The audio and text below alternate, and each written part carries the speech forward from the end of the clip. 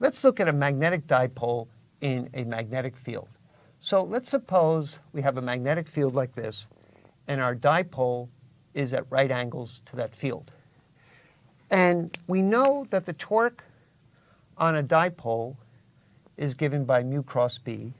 So what we expect is this dipole will rotate, and that will rotate to line up with the magnetic field. But let's just say it's now rotated by some angle theta, and this angle is pi over 2 minus theta. And our dipole has now rotated to this configuration by an angle theta. So let's just say this is its new configuration. And what we'd like to do is, this is our final state, and this is our initial state. And we'll write these states as I and F. And we'd like to calculate the potential energy difference between these states. And what we want to do is define that as the rotational amount of torque that this dipole undergoes. So what we'd like to write is, and you could think of it a little bit like this, suppose the dipole rotates an angle d theta, then we're going to calculate how much torque is applied to the dipole as it rotates through an angle theta. And based on our coordinate system theta with respect to this axis, we're choosing k hat out of the board. And so I'd like to get that z component of the torque as I go from my initial to my final state times d theta. And why the minus sign? Because remember, potential energy in general is minus work done. Here, the torque is being applied over some angle by the force and by the magnetic field, and so we say minus that quantity. Now, let's work out what the torque is. Here, we have an angle between these two vectors. So mu cross b, because it's a cross product, is the magnitude of mu times the magnitude of b times sine of pi over 2 minus theta, which is the same thing as ub of cosine of theta. Notice we're not just writing a formula down. Theta is not the angle between u and b. That's why there's a cosine. And this is in the k hat direction, mu cross b.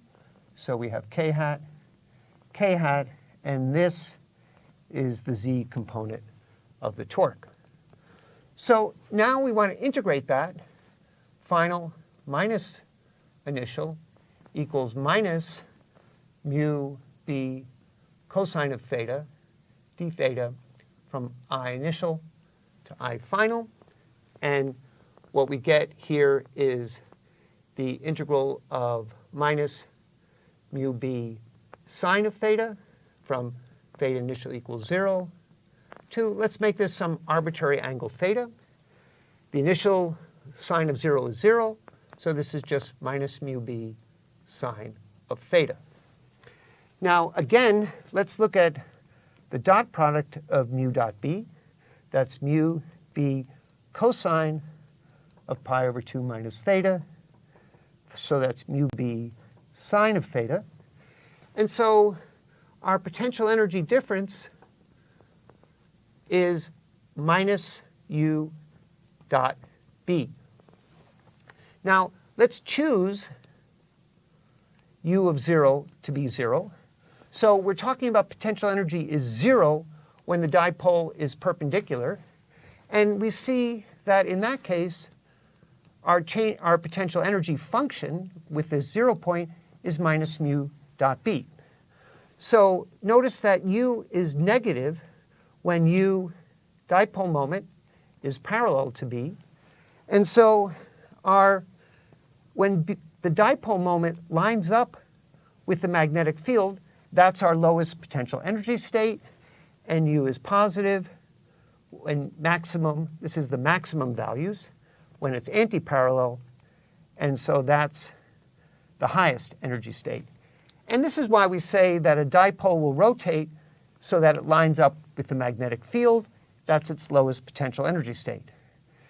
Now, the force on an object given a potential function is minus the gradient of the potential function. So what we have here for the force on a dipole is minus the gradient of minus mu dot b. So we'll just write that as positive the gradient of mu dot b. And that's our force and potential energy on a dipole in a magnetic field.